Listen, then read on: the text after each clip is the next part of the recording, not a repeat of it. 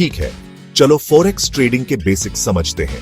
Forex trading सीधे शब्दों में मतलब फॉरेन एक्सचेंज ट्रेडिंग। ये एक करेंसी को दूसरी करेंसी में बदलने का प्रोसेस है और लोग इसे कई कारणों से करते हैं, जैसे कॉमर्स, टूरिज्म और इन्वेस्टमेंट। फॉरेक्स मार्केट वो जगह है जहां ये करेंसीज ट्रेड होती है और मैं आपको बता दूं, ये एक मैसिव ग्लोबल मार्केट है।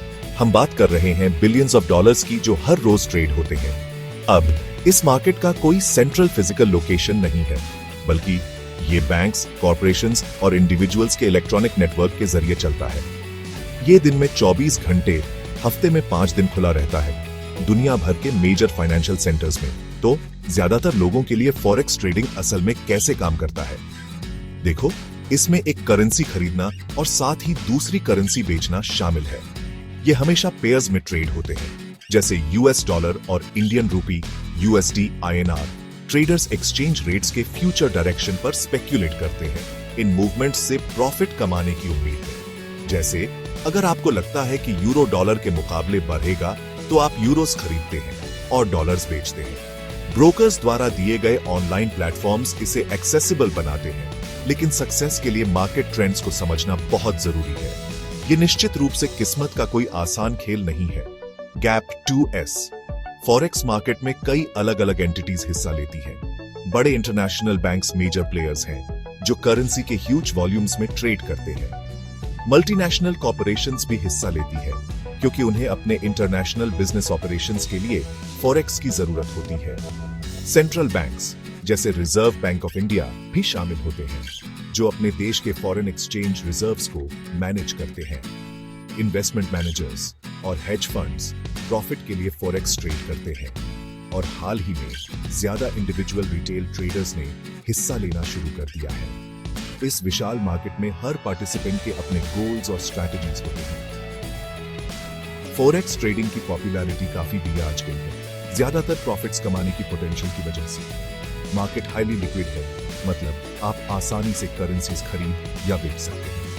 ऑनलाइन ट्रेडिंग प्लेटफॉर्म्स ने इसे बहुत एक्सेसिबल बना दिया है, इसलिए इंटरनेट कनेक्शन वाला कोई भी पोटेंशियली ट्रेड कर सकता है। कई ब्रोकर्स लेवरेज ऑफर करते हैं, जिससे ट्रेडर्स कम कैपिटल के साथ लार्ज पोजीशंस कंट्रोल कर सकते हैं। इससे प्रॉफिट्स तो भी रह सकते हैं, लेकिन ये याद रखना बहुत जरूरी है कि लेवरेज लॉसेस को भी बढ़ाते हैं। मार्केट की वॉलेटिलिटी अपॉर्चुनिटीज तो बढ़ाती है, लेकिन साथ ही बड़े रिस्क्स भी लाती है। इंडिया में बहुत से लोग अक्सर सोचते हैं, क्या यहां फॉरेक्स ट्रेडिंग लीगल है? तो जवाब है हां, लेकिन कुछ बहुत जरूरी कंडीशंस के साथ। इंडिया में फॉरेक्स के लिए लीगल फ्रेमवर्क काफी स्पेसिफिक है और यह समझना बहुत जरूरी है कि क्या अलाउड है और क्या नहीं। फॉरेन एक्सचेंज मैनेजमेंट एक्ट 1999 या फीमे देश में सभी फॉरेन एक्सचेंज ट्रांजैक्शंस को गवर्न करने वाला मेन कानून है। इसका मकसद फॉरेक्स को सही तरीके से मैनेज करना है। तो जबकि फॉरेक्स ट्रेडिंग पूरी तरह से बैंड नहीं है, इसे इंडियन इकोनॉमी और उसके सिटीजन्स को प्रोटेक्ट करने के लिए सख्ती से रेगुलेट किया जाता है।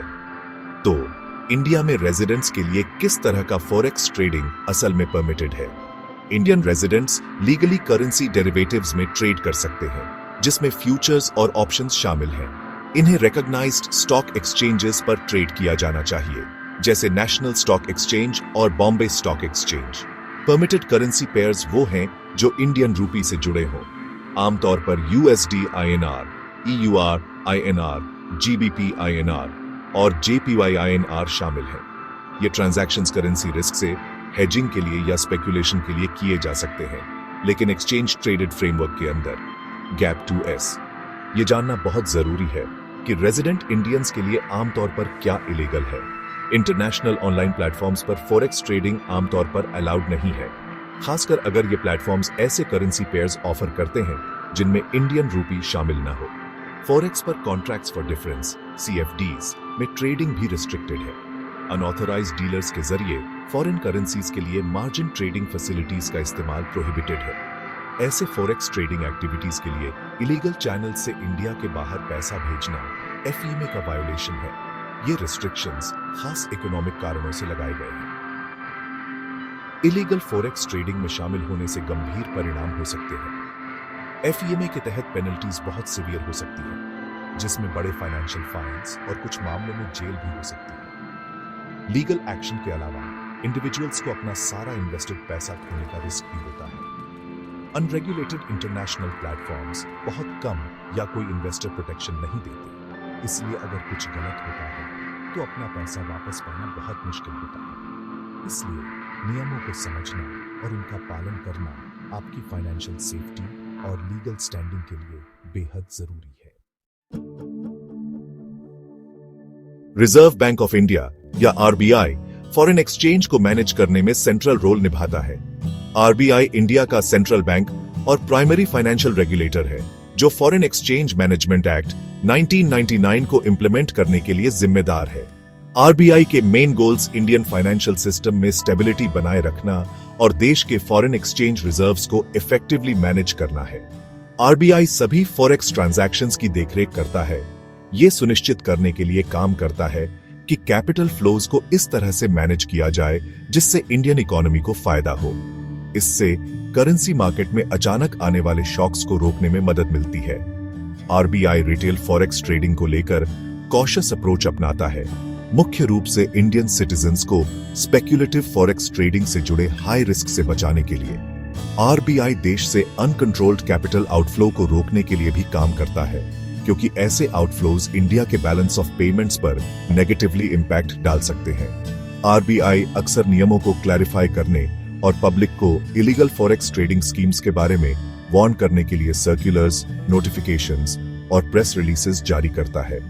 एम्फेसिस हमेशा किसी भी फॉरेक्स ट्रांजैक्शन के लिए रेगुलेटेड और ऑथराइज्ड चैनल्स का इस्तेमाल करने पर होता है। गैप 2S आरबीआई इंडिविजुअल्स के लिए कुछ फॉरेन एक्सचेंज ट्रांजैक्शंस परमिट करता है। एक इंपॉर्टेंट स्कीम है लिबरलाइज्ड रेमिटेंस स्कीम या LRS। LRS के तहत रेजिडेंट इंडियंस हर फाइनेंशियल ईयर में कुछ अमाउंट विदेश भेज सकते हैं स्पेसिफिक पर्पसेस के लिए, जिसमें ट्रैवल, एजुकेशन, मेडिकल ट्रीटमेंट और ओवरसीज एसेट्स खरीदना शामिल है। लेकिन यह ध्यान रखना बहुत जरूरी है कि LRS फंड्स का इस्तेमाल इंटरनेशनल प्लेटफॉर्म्स पर स्पेक्युलेटिव फॉरेक्स ट्रेडिंग के लिए नहीं किया जा सकता।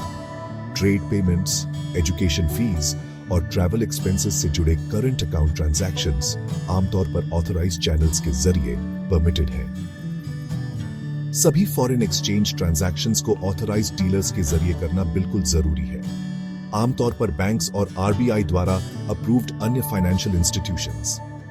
जब आप ऑथराइज्ड डीलर का इस्तेमाल करते हैं तो आप फीमा रेगुलेशंस का कंप्लायंस सुनिश्चित करते हैं और इससे आरबीआई को देश के अंदर और बाहर फॉरेन एक्सचेंज फ्लोज को मॉनिटर करने में भी मदद मिलती है।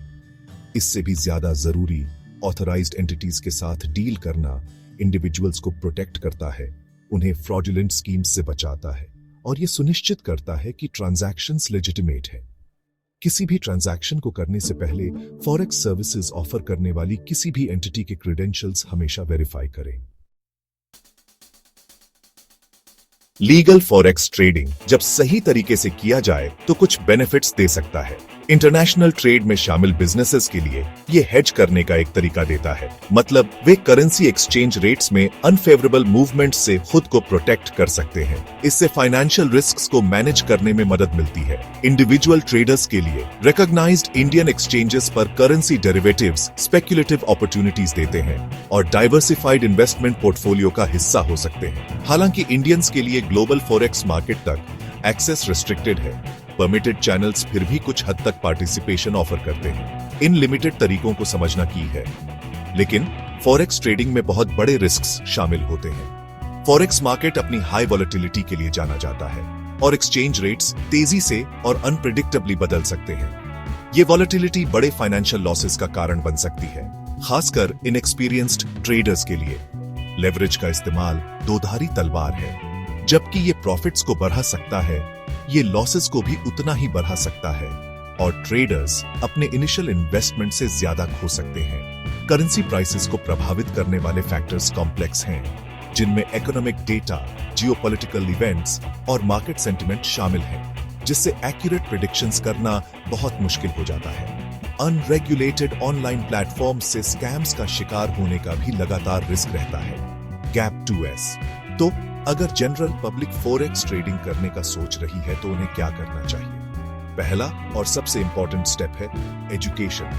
आपको खुद को अच्छी तरह से एजुकेट करना होगा कि फॉरेक्स मार्केट कैसे काम करता है और इंडिया में फॉरेक्स ट्रेडिंग के स्पेसिफिक लीगल फ्रेमवर्क को समझना होगा।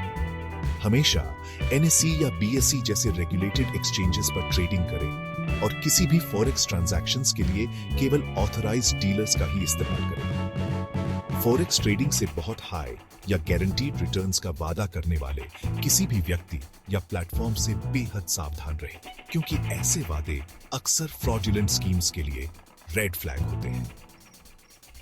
अंत में इंडिया में फॉरेक्स ट्रेडिंग लीगल है, लेकिन केवल स्पेसिफिक और अच्छी तरह से डिफाइंड बाउंड्रीज के अंदर। रिकॉग्नाइज्ड इंडियन एक्सचेंजेस पर आईएनआर पेयर्स के साथ करेंसी डेरिवेटिव्स में ट्रेडिंग परमिटेड है, लेकिन नॉन आईएनआर पेयर्स ऑफर करने वाले अनऑथराइज्ड ऑनलाइन प्लेटफॉर्म्स के जरिए स्पेक्युलेटिव फॉरेक्स ट्रेडिंग में शामिल होना इलीगल है और फील करता है सीवियर पेनल्टीज लग सकती है। इंडियन सिटीजंस को अपनी फाइनेंशियल सेफ्टी को प्रायोरिटाइज करना चाहिए और ये सुनिश्चित करना चाहिए कि वो कानून के डिसीजंस लेने, रिस्क्स को समझना और रेगुलेशंस का पालन करना क्रूशियल है। इससे किसी भी इन्वेस्टमेंट अपॉर्चुनिटीज को एक्सप्लोर करने से आपकी फाइनेंशियल वेलबीइंग को सेफगार्ड करने में मदद मिलेगी।